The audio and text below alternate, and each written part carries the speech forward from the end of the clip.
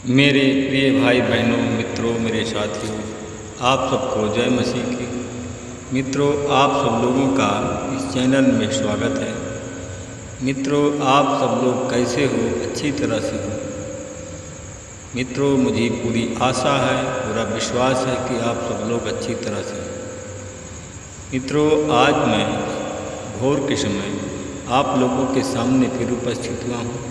मैं प्रतिदिन की तरह आज मैं सबसे पहले वचन बताऊंगा, फिर आपके लिए, आपके परिवार के लिए प्रार्थना करूंगा।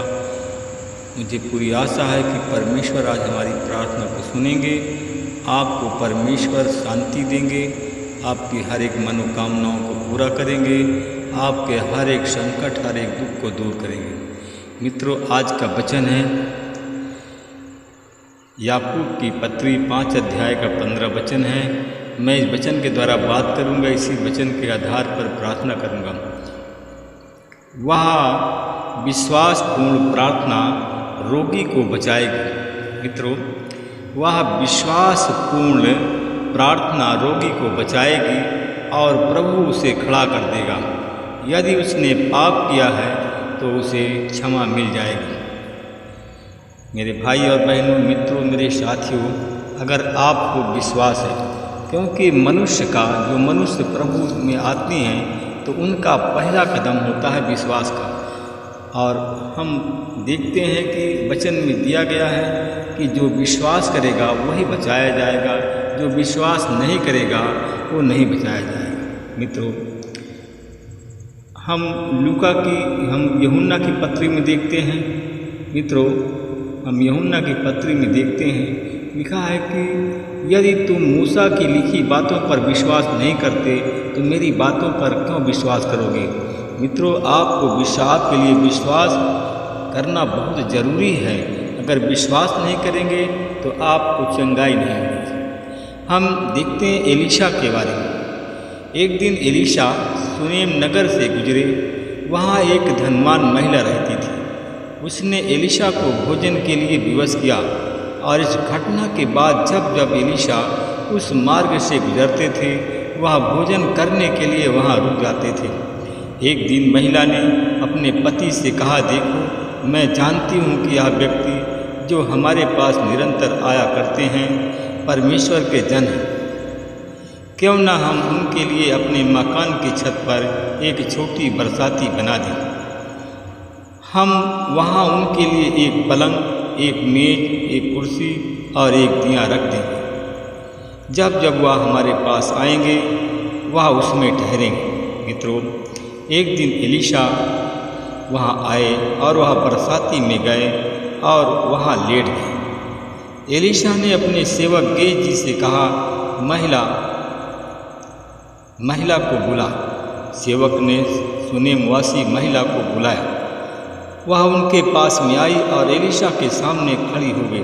मित्रों, एलीशा ने अपने सेवक से कहा, इनसे कहा, देखो, यह हमारी सुविधा के लिए इतनी चिंता की है और अब तुम्हारे लिए क्या करना चाहिए? क्या तुम चाहती हो कि तुम्हारे लिए महाराज अथवा सेनापति से सिफारिश की जाए? मित्रों, सुनेमवासी महिला बोली, मैं अपने निजी लोगों के मध्य रहते हुए संतुष्ट हूँ। मित्रों, एलीशा ने अपने सेवक से पूछा, इस महिला के लिए क्या करना चाहिए? मित्रों, गेहजी ने कहा,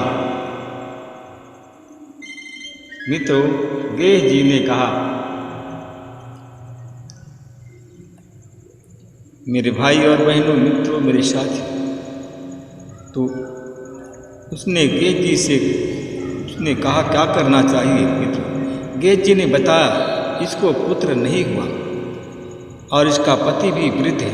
एलीशा ने कहा, महिला को बुला। गेहजी ने फिर उसको बुलाया। वह आई और द्वार पर खड़ी हो गई। मित्रों, एलीशा ने कहा, अगले वर्ष इसी समय तुम्हारी गोद में एक पुत्र खेलेगा। पर महिला ने कहा, नहीं, मेरे स्वामी, ओ परमेश्वर के जन, कृपया अपनी सेविका से झूठ मत बोलिए। मित्रों, जैसा एलीशा ने कहा था वैसा ही हुआ। सुनेमवासी महिला गर्भवती हुई और अगले वर्ष नियत समय पर उसको पुत्र उत्पन्न हुआ। मित्रों, सुनेमवासी महिला का पुत्र बड़ा हुआ। एक दिन वह अपने पिता के पास गया जो फसल काटने वालों के साथ था। उसने अपने पिता से कहा कि पिताजी, मेरा सिर दर्द कर रहा है। पिता ने अपने सेवक से कहा, इसे इसकी माँ के पास में ले जाओ। सेवक ने बालक को उठाया और उसको उसकी माँ के पास में ले गया।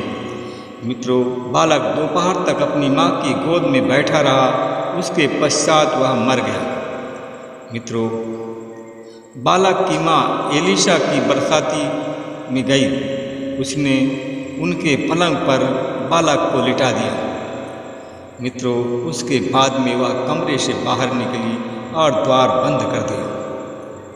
मित्रों, उसने अपने पति को बुलाया और उससे कहा, एक सेवक और एक गधे को मेरे पास भेजिए, जिससे मैं शीघ्र ही परमेश्वर के जन के पास जाऊं और तुरंत लौट सकूं। मित्रों, उसके पति ने कहा, तुम आज ही उसके पास में क्यों जाना चाहती हो? मित्रों, आज ना नवचंद्र पर्व है और ना विश्राम दिवस है। उसने कहा, परंतु उसने कहा,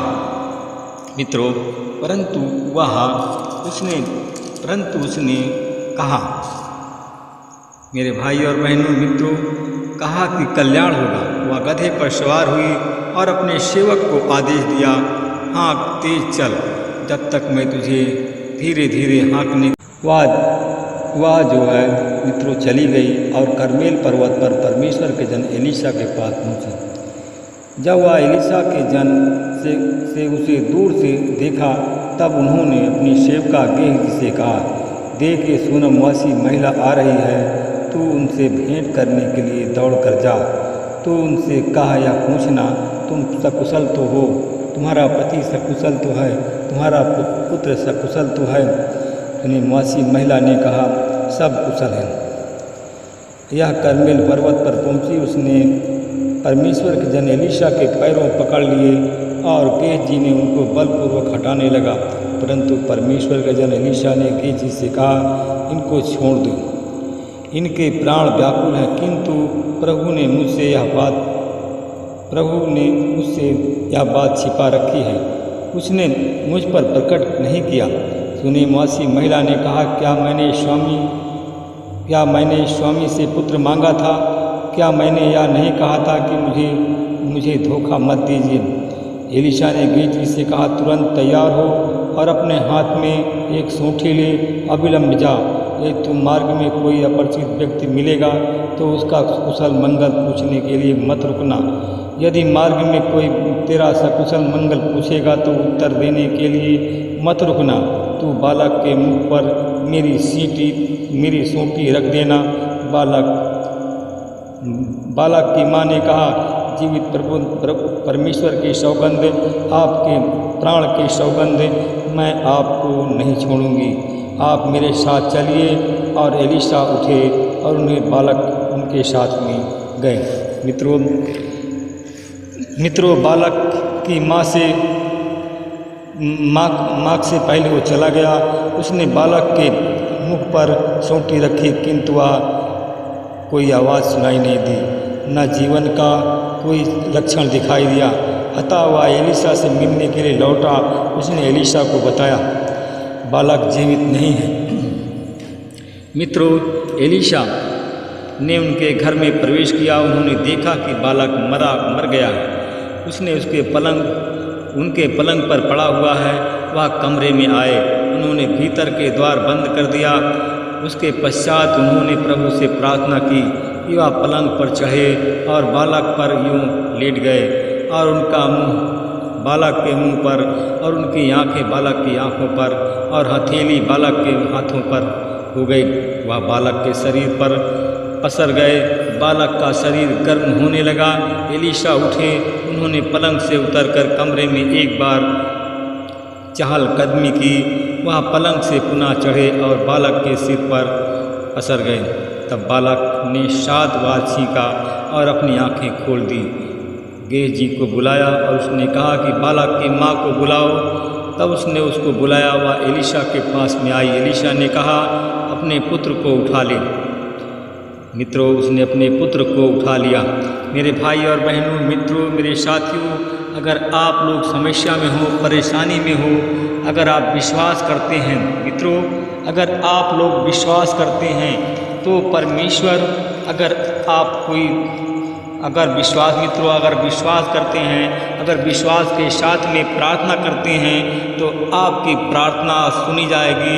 अगर किसी रोगी के लिए प्रार्थना करते हैं तो रोगी बच जाएगा, रोगी चंगा हो जाएगा। रोगी अगर मुर्दा हो गया है तो प्रभु उसे खड़ा कर देगा। यदि उस रोगी ने, किसी ने पाप किया है तो उसे उसके पाप की क्षमा मिल जाएगी। जैसे एलीशा ने उस महिला के बच्चे को जीवित किया था, वैसा आपका भी बेटा है, बेटी अगर रोगी है तो अच्छा हो जाएगा। अगर मर गया है तो वह जीवित हो जाएगा। मैं अब प्रार्थना करूँगा। अनुग्रहकारी दयालु पिता परमेश्वर, प्रभु यीशु मसीह, मैं आपका धन्यवाद करते हुए आज भोर के समय फिर आपके चरणों में आता हूँ। मैं उन भाई और बहनों के लिए प्रार्थना करता हूँ। परमेश्वर पिता, मैं देखता हूँ कि अस्पताल में कुछ ऐसे लोग, बालक पड़े हैं जो मरणसन्न पड़े हुए हैं। परमेश्वर, उनके माता पिता दुखी हैं, वो माता पिता के आंखों में आंसू है। मैं ऐसे लोगों को देखता हूँ परमेश्वर पिता, जिनके नाम हैं, जिनके बच्चे अस्पताल में जिनके बच्चे अस्पताल में पड़े हैं और मौत के घड़ी गिन रहे हैं। और परमेश्वर पिता, उन लोगों को आज चंगाई देने जाए। उनके नाम इस प्रकार हैं, ACRDNOP नाम के लोग हैं। ये लोग यूपी, MP, उत्तरांचल, दिल्ली, राजस्थान, पंजाब, कर्नाटक, बिहार, महाराष्ट्र, ये लोग सिंगापुर, दुबई, श्रीलंका, पाकिस्तान और ये लोग इटली के लोग हैं।